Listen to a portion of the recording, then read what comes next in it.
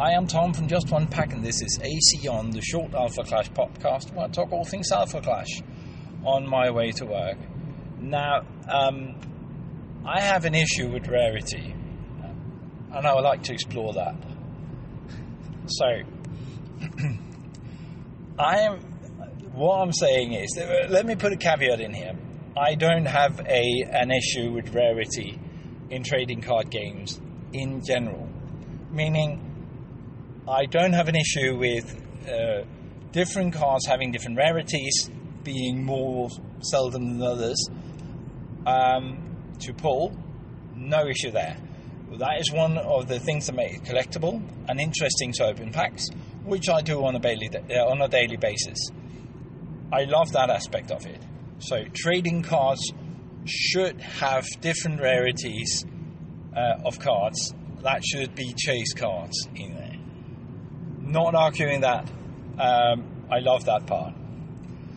Also, I don't have a beef with some strategies or some decks for a competitive level to rely on high rarity cards. So the most powerful cards are of a high rarity. I don't have a beef with that. Go for it. That is one of the driving factors for people to open boxes or open boosters, is to chase collectibles and chase a few of these, or a whole playset of these rare cards that will make their decks powerful. I'm all for that. That is a good and valid way to organize your trading card game, and this includes Alpha Clash as well.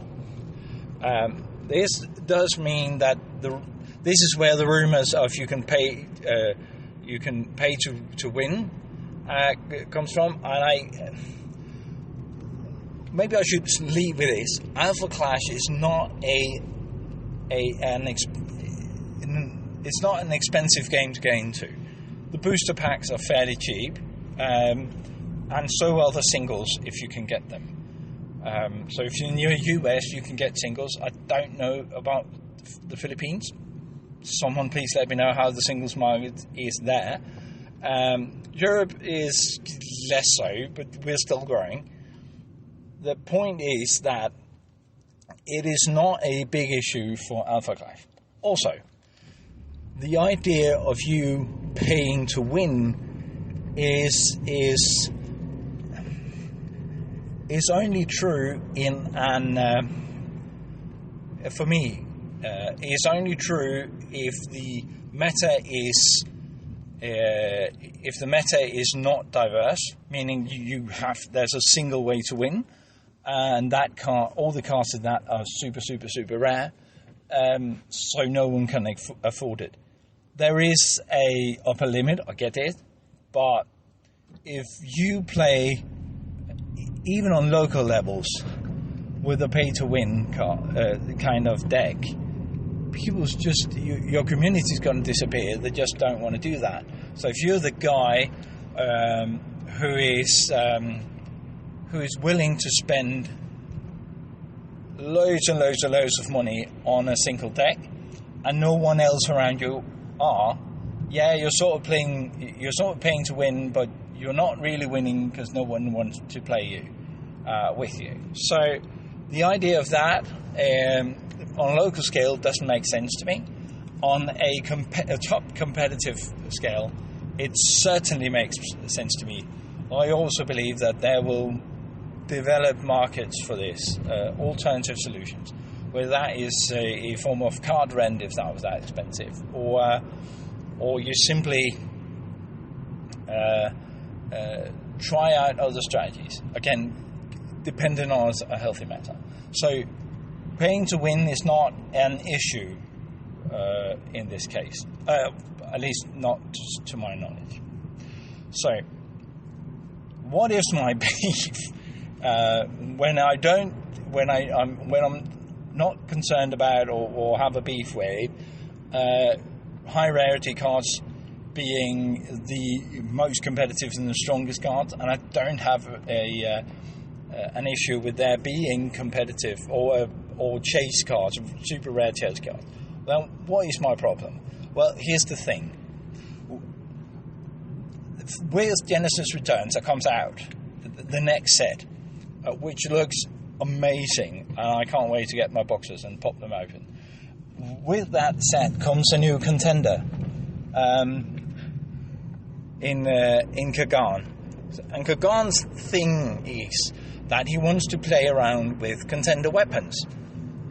In fact, he needs the winning strategy he proposes is that you attach 4 contender weapons to him, one of which is the Dragon's Helm. Dragon's Helm is a legendary card, which for someone like me, that opens up 4, 5, 6 booster boxes. I'm probably not going to get it.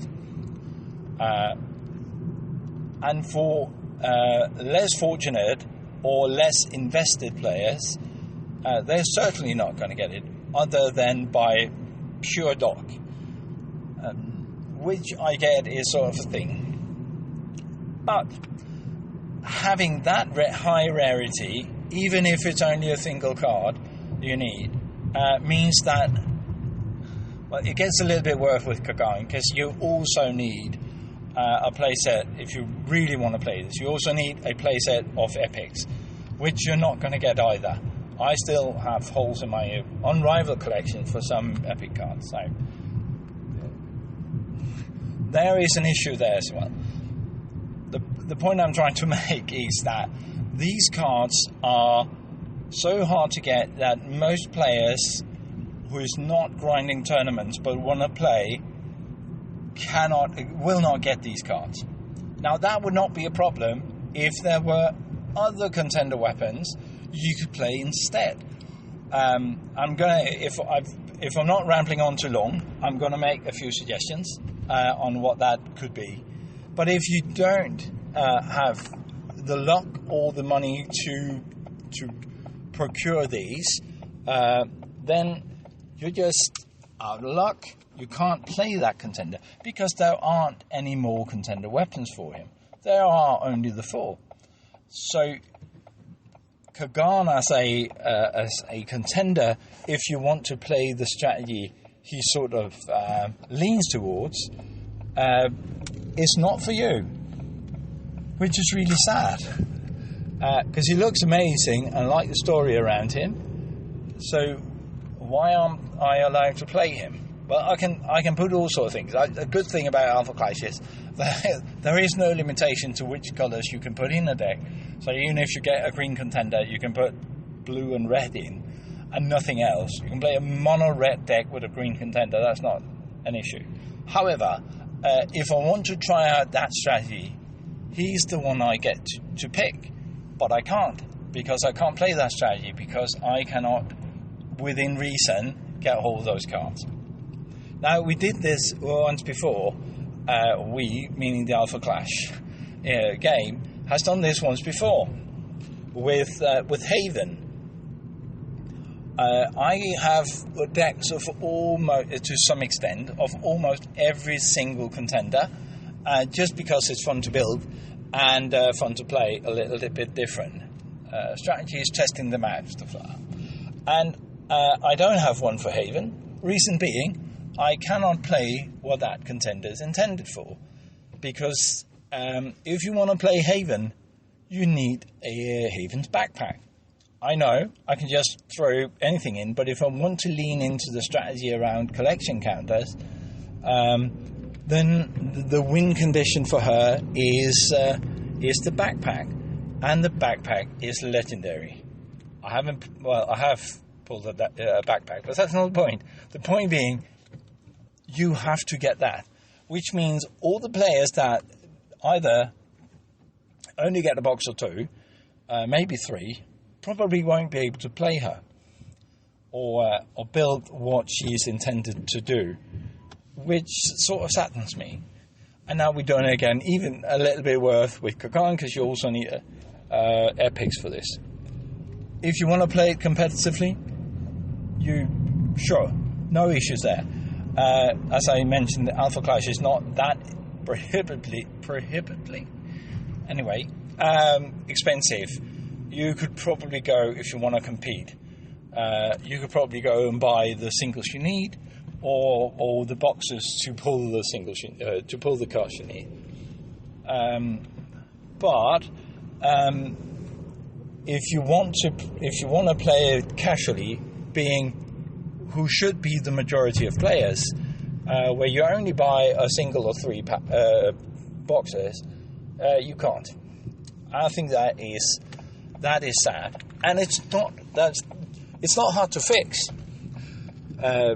So I in my niftiness, I was sitting looking at the other contender weapons, and I thought, well, why aren't there a common contender weapon for Kagan?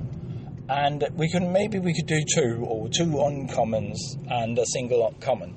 So I made a few suggestions. If anyone want to use them, well, that would be Rising Empires. If you want to use them, free for you to use. I'm not going to hold my breath for it, though. You can have them royalty-free from me to you. If you were, so here's a few ideas that would play into this. So if you, for a single attachment, had a trigger attach, that, for instance, leaned into this idea of there being a strategy around having multiple contender weapons attached at any one point, which is what the Dragon Hunt does. That could be a trigger attach that gives you your contender +0/+1 until the end of turn for each other contender weapon attached to the contender. It's a single time effect. It has a huge impact in the moment, but not really overall gameplay, or at least I don't think so. And maybe it costs 1 or 2 to attach, and it's not cheap to play. It doesn't have to be great.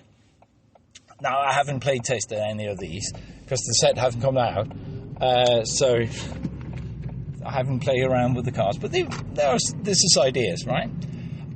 Also, or you could do I know one of the other contender weapons has a counter on it. It could be a counter attack that plays on when this contender is countering an attack.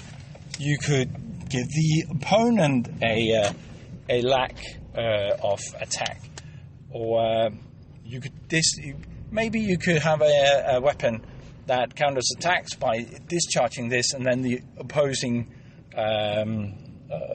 contender will get -1, -0. It doesn't have to be big or great. It just has to be there in order for me to explore the power of doing multiple contender weapons. Something that would not break the format. That would be a gold star in my book to support the playability or the accessibility of a strategy without ruining the game. Would some of these have a place in competitive decks? Maybe, but you have to have a way to remove your own tools if you want to play the just right combination to make your dragon come alive. So that would put a more strain on a competitive deck that might not want to play these. Anyway, I think there is a room for letting players play the game and try out strategies that could be interesting without limiting the most powerful plays or the rarity of the most powerful plays. So that was my point. Equally, you could come up with something like another way of storing collecting counters that will give you an extra resource for every 5 or 10 collecting counters you were doing. Something like that.